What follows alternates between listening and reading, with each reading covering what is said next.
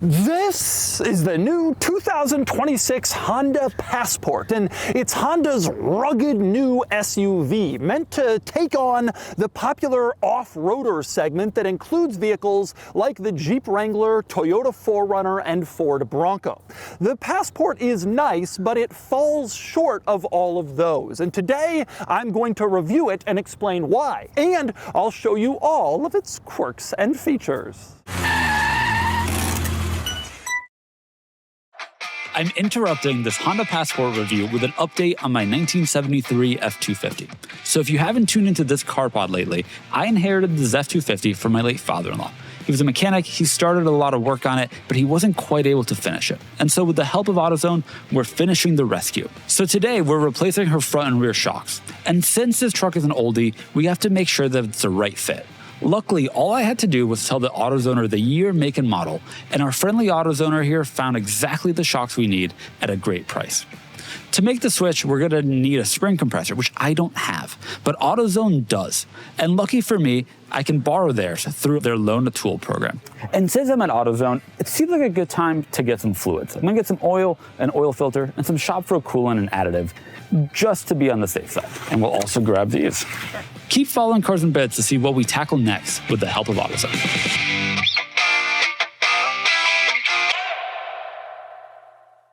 All right, time to talk Passport, and I'm going to start by explaining why I think this vehicle falls short of where Honda hoped it would land. So let's start with a little history. The Passport first came out back in 2019, and back then it was basically just a smaller version of the Pilot, but with two-row seating. Now, at the time, Honda tried to market that Passport as sort of a rugged off-roader type vehicle, but nobody really believed them. And so, for the 26 model year, there's a brand new Passport, this car, and Honda is doubling down on the ruggedness. Now, it's very clear that Honda's doing this, the off-roady Passport, because they've noticed the massive success of the mid-size off-road SUV segment with the Toyota 4Runner, the Ford Bronco, the Jeep Wrangler, and others, and they want to get in on that for themselves. But there's just one problem.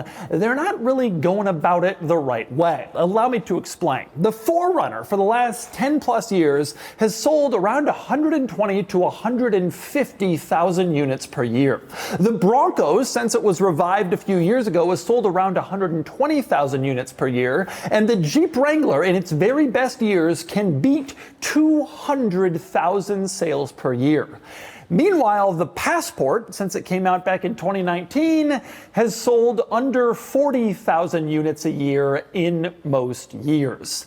And what's the reason for that? The simple truth is, those cars have far more credibility among real, actual off-roaders who want to go places and do things. All of those vehicles are body on frame, sort of a truck-based, tough platform, whereas this is a unibody car-based design. Those cars offer locking differentials, sometimes multiple lockers. They have selectable four-wheel drive with low-range gearing.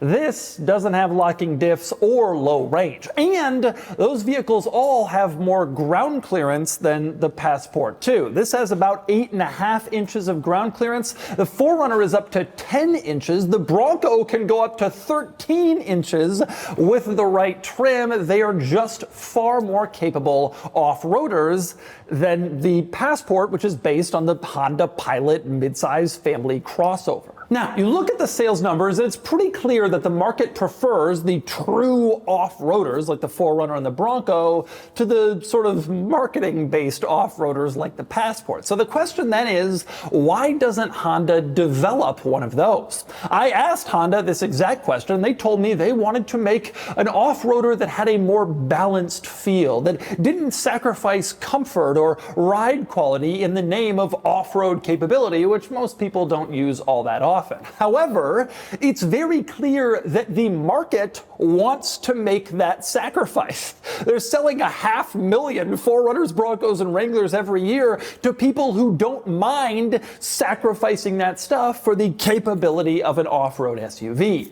The truth, the real reason why Honda doesn't want to do that is that Honda doesn't want to make the investment in one of those vehicles because they're worried that the market might slow down, that off-roaders might not last forever. And it's a lot cheaper to create a smaller version of the Honda Pilot and give it a few off-roady touches rather than go all in on a body-on-frame, low-range, locker, full off-road SUV. It is typical conservative Honda to watch from the sidelines and not make any big investments in new products outside their core 6 vehicles, even though this off-roader segment has been so successful and so profitable for rivals. The result is that the Passport ends up in this weird kind of compromised position where it's really just a smaller version of the Honda Pilot with 2-row seating, where the Pilot has 3-row seating, plus the Passport has a few off-road upgrades,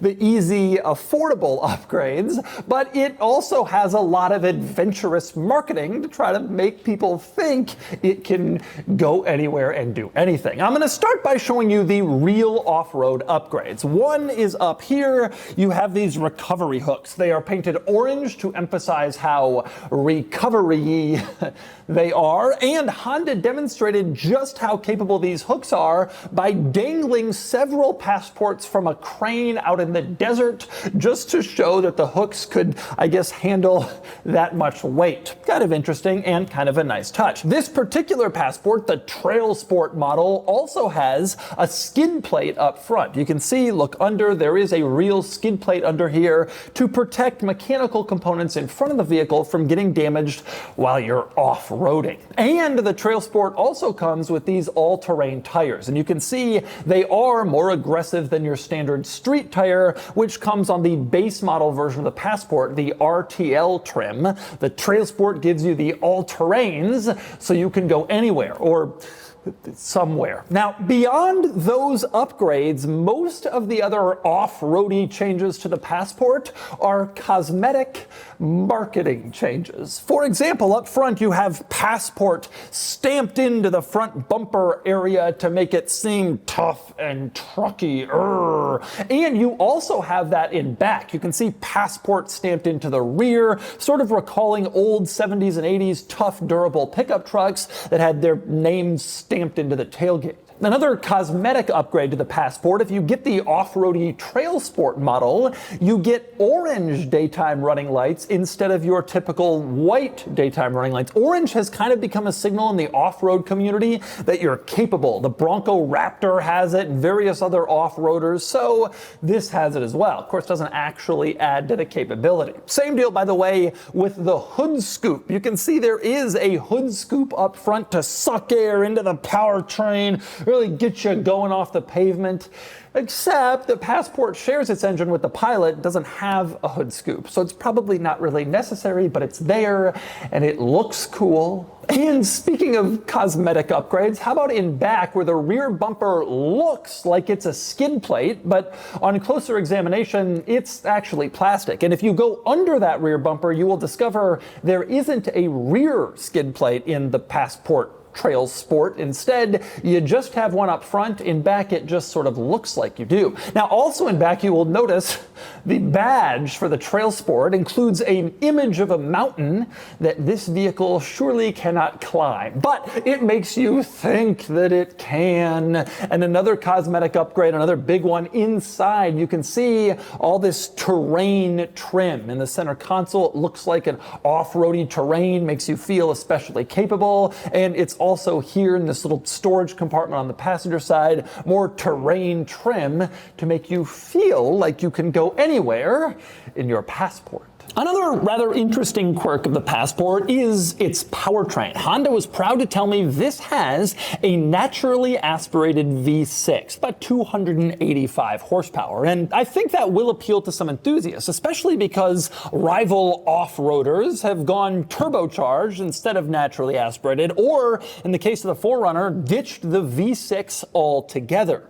The problem is the NA V6 doesn't really benefit the Passport all that much, at least on paper. 285 horses, but the 4Runner's base turbo 4-cylinder powertrain has about 280 horses, so this doesn't give you a horsepower boost. And in the 4Runner, you can upgrade to a more powerful turbo hybrid 4-cylinder with 325 horses. More importantly, the Passport only gets about 20 miles per gallon in combined city and highway driving if you get the Trailsport model. And the 4Runner beats that with both of its powertrains. The one that has the same power and the one that has more power actually gets better fuel economy. So the 4Runner has more power, better fuel economy. This does still have the NA V6, but you kind of start to wonder why when you look at those numbers. And it's the same deal with pricing. The Passport starts around $46,000, a little above that for the base level RTL model. This one, the Trailsport, starts around $50,000, which is pretty similar in pricing to both the 4Runner, which is more capable, and the Pilot, which is larger with that extra third row seat. So you don't get a big discount by buying the Passport, even though it's smaller than the Pilot and less capable than the 4Runner. So that explains why I'm a little skeptical of the Passport, but now let me go through its quirks and features, including some stuff about this vehicle I really like, including its styling. I really like how the Passport looks. I like the boxy, squared-off design. I think it looks rugged and tough and distinctive, not like a generic crossover like Honda's own CR-V can look at times. I think this has a nice, rugged, fun look to it. It gives it the off-road feel that, well, it doesn't necessarily actually have. I could do without the wheels, which sort of look like Honda's version of aftermarket off-road wheels. They're not necessarily the greatest, the most attractive, but the overall profile and style of this car, I think, looks really nice for a mid-size crossover. And the same goes for the interior. You get in here, and this is a nice interior where you have nice materials basically everywhere you look. Specifically, I want to start with the seats, which really look great. Not only are they supportive and well bolstered, but they have this nice perforated leather two-tone with nice stitching on the bolsters. You can see really attractive, almost luxury car looking seats in here. And even though I'm not necessarily in love with the Passport, it's worth pointing out you get inside and you're in a Honda, and that is always a good thing in terms of interior layout and materials quality, reliability, and durability. And you can see that looking around this interior. A lot of shared stuff with other Honda models, but generally speaking, that's a good thing. That means it's tried and tested, it works, and it's almost always well laid out and placed exactly where you'd expect. The ergonomics of this interior are fantastic, just like in the Pilot, the CR-V, and other Honda models. This interior is a nice place to spend time and a well-designed, well-executed cabin. As for specifics, let's start with the infotainment system, since you'll be interacting with it a lot. It pops up out of the dash, and it's very easy to see and figure out, very responsive to the touch, high res, obviously full color, easy to use, and I like the little side panel over here on the left, which kind of always stays put, so you can go to one of your shortcuts, which are configurable, by the way. You can choose the things you use the most and then stick them over there so you have an easy way to get to them on the screen at all times, which is neat. Also a good idea in this car, the climate controls are fully separate from the infotainment system, which means you have all buttons and switches for the climate controls. You don't have to go into some menu like you do in so many other cars in order to turn on or turn up your climate controls, which is really nice. Now, unfortunately, the rear lock button that you see here in the center control stack, that's for the rear climate control, not a rear locking differential. Oh, but we can dream. Now, also speaking of controls in this car, you go into the center and you can see the drive mode switch, which by the way is orange in the Trailsport model to emphasize the off-road sportiness. You have the drive mode switch, and there are several off-roady drive modes. Specifically, there's a sand mode and there's a trail mode, which in theory make this car relatively capable off the pavement, although I have my doubts compared to a car with low range gearing and a front or rear locking differential. Nonetheless, you do have those modes to choose from, and as you can see, you dial them up in the gauge cluster screen, which is also a pretty nice piece of technology in this car. It's not the very best in the industry. You can't do like a full screen map or make it quite as configurable as I would like, but you do have a good amount of configurability on the left and right sides of the screen, so you can dial up basically whatever information you want to see and have it showing there in the gauge screen, which is nice to see that level of configuration. Now, one other thing I really like in this car and other Honda models is the ease of pulling up the camera system. Obviously, by law, you go into reverse, the backup camera comes up, but if you're not in reverse, you sometimes still want a camera parking in a tight spot, and this car makes it easy. Just push this button at the end of the wiper stalk that says camera, and instantly the cameras pop up in the center control stack, and so you have access to the cameras. You push it again and you get even more camera angles to show, like if you're parking in a tight place, you're not sure where the edges are, it's nice to be able to quickly dial up the camera and have that information right in front of you without having to go through some touchscreen menu to access the camera system. And next up, a few other interesting quirks in here. For one, the word passport sort of imprinted in the plastic in the center of the dashboard. I believe that is an attempted nod at Toyota putting the giant Toyota lettering on the dashboard of its TRD Pro vehicles, which is massive and ridiculous. And I think they've tried to emulate that here, but sort of on a lesser scale, which is fitting with the car. Same deal, by the way, with the trim in the center. You can see it's sort of an attempt at the digital camo that you get in the TRD Pro versions of the 4Runner, the Sequoia, the Tundra. They've got that here in the Passport as well, and you can see it also on the door panel.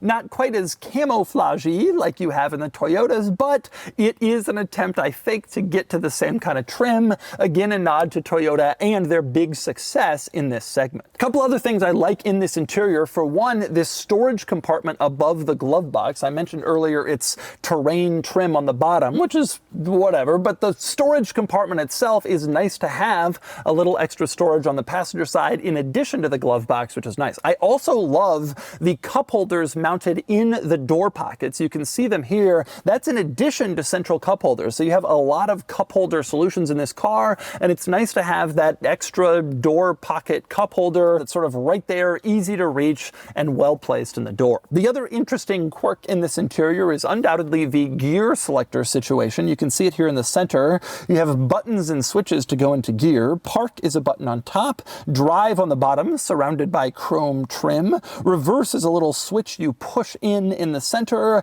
and they all light up with different colors depending on which gear you've selected. Definitely a quirky way to do your gear selector, but it works. And next up, we move on to the back seat in the Passport, which is big, quite big. In fact, I'm surprised just how much space there is here. Leg room, hip room, headroom for a tall adult. There's a lot of space, I think in part because you're not competing for space with a third row in the back, since the Passport is only 2 row. And if you want that third row, you get the Pilot. But there's good space front and rear seats here. And an added bonus, there is no hump in the floor where you normally have like a drivetrain, a transmission tunnel going through the middle of the car. You don't get that here. Even though the Passport comes standard with all-wheel drive, so this one has it, you do not have that drive line. That makes the middle seat a lot more usable than it is in a lot of rival midsize SUVs. More clever packaging from Honda. And this back seat is a nice place to spend time beyond it just being big, because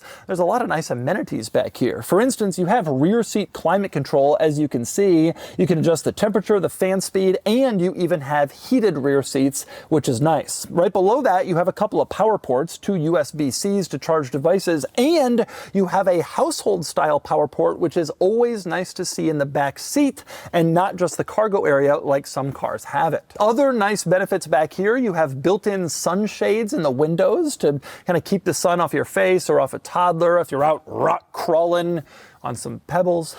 and it's really sunny. That's nice to have. And I also really love the fact that you have those indoor cup holders even in the back. You can see cup holders molded into the door panel in the back on both sides for cups back here. That's especially nice because most cars have cup holders in the center armrest, and this one does too. Fold it down and there's cup holders there, but that means you often have to choose between a center passenger or a cup holder. Here, you don't have to make that choice because of those cup holders in the door panel, and it's great to see that they've integrated that feature, more clever packaging in the Passport. And finally, we move on to the cargo area in the Passport. Pop open the power tailgate, and you can see back here the cargo area has a lot to like, starting with it's huge. Again, you're not contending with a third row seat. You have a lot of cargo space in back, and owing to the design of this car, it's square, it's flat, it's tall. There's no tapered roof line stealing cargo space here. You got a lot of storage, and it's nice to see extra storage on the side.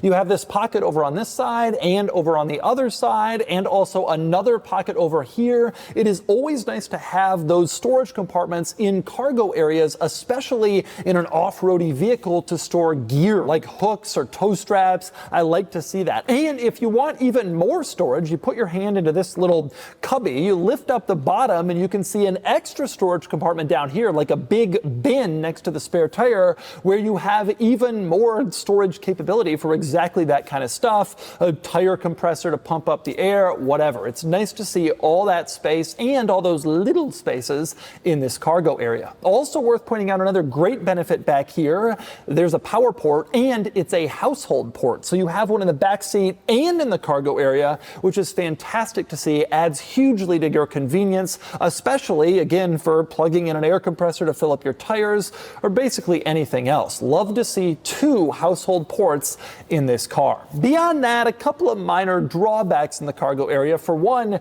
you cannot fold the rear seats from the cargo area. So there's no latch back here you pull and fold them down. You got to go individually to the rear seats to get them folded. However, there is one clever feature here, and that's the walk away function. It's this button inside the cargo area.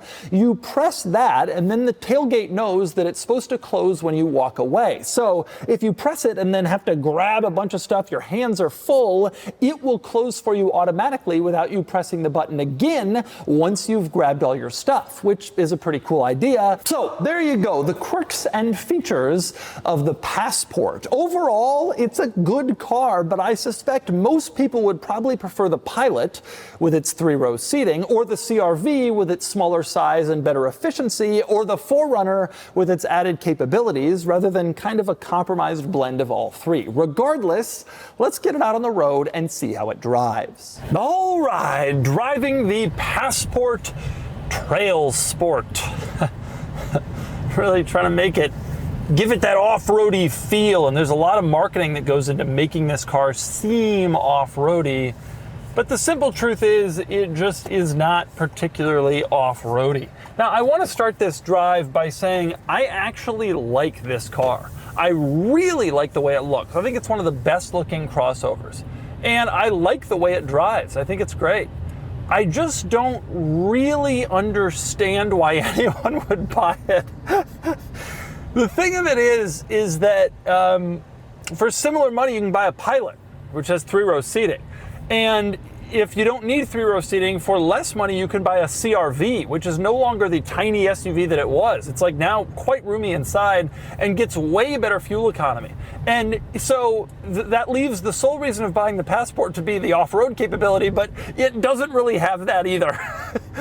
It's better than a Pilot, but it's, you know, you can go get a 4Runner for about the same money or less. You can get better resale value, better off-road capability. You can get a Bronco, you can get a Wrangler. So if off-roading is what you want, there's other options too. I'm just not quite sure exactly why anyone would really want to get this car, unless you like want the space of a Pilot but with 2 rows.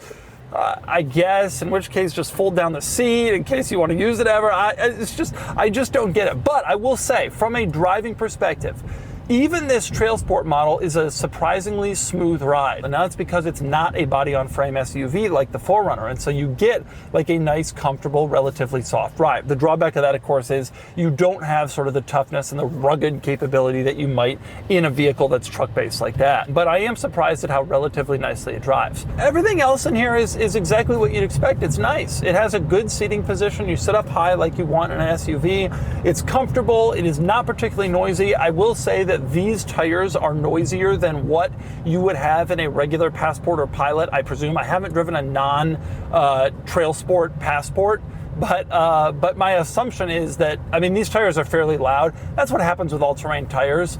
You get an RTL with the regular street tires, is probably a little quieter, but it's not so bad. It's totally tolerable in here.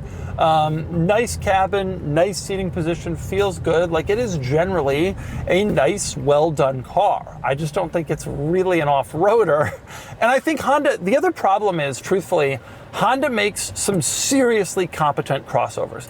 The three core Honda SUVs, which are the HR-V, the CR-V, and of course the Pilot, they're all just so good that I don't really see a great opportunity for another vehicle to come in and do anything better, and this vehicle proves that. Unless you actually go out and do something different, like body on frame or like a convertible like the Bronco, there's not room to improve on Honda's SUVs. That's why they sell so many of them. That's why they're so good and so popular. But, you know, regardless, from a driving perspective, good, fine, no complaints. It drives well. You're not really giving up anything over Pilot. Obviously, it feels a little bit quicker than a CR-V, which has a kind of a smaller four-cylinder that's not as strong. You get nice, smooth shifts from the transmission. Feels nice and smooth. No problems there. I generally think this is a pretty good vehicle. I really do. I just I don't think it's like good for the reasons that Honda says it is, the off-road capability. And with that in mind, I think there are other alternatives that are a little bit more desirable for a variety of reasons. But, you know, Honda makes a good car. There's no question about that. And this is a great example of one.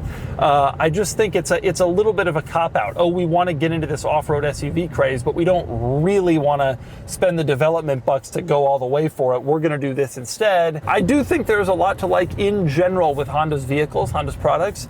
I just, I'm having trouble finding the kind of the unique selling proposition of this particular one, unless they were willing to commit to making it a little bit more, you know, capable like they market it. And so that's the 2026 Honda Passport. This is a nice SUV, but its primary advantage over the Pilot and the CR-V are its off-road capabilities, which are compromised because Honda won't commit to making a true off-roader. As a result, it doesn't seem to have a primary advantage or benefit over the Pilot or the CR-V, and it's not as capable as the 4Runner, making me wonder exactly why it's here. Anyway, now it's time to give the Passport a DougScore. And the DougScore is here, 51 out of 100, which puts it here against these similar cars. This score really illustrates the Passport's compromise, as it earns a higher weekend score than the more traditional family-friendly Honda Pilot, but still falls far below segment leaders like the Ford Bronco and Toyota 4Runner. Meanwhile, it earns a higher daily score than those, but still loses out big time to the Pilot and Telluride. And overall, the Passport's total score sees it shine brightly in neither category. Honestly, the Passport isn't bad, but the 4Runner does it all better, and sales numbers show that's what most buyers think too.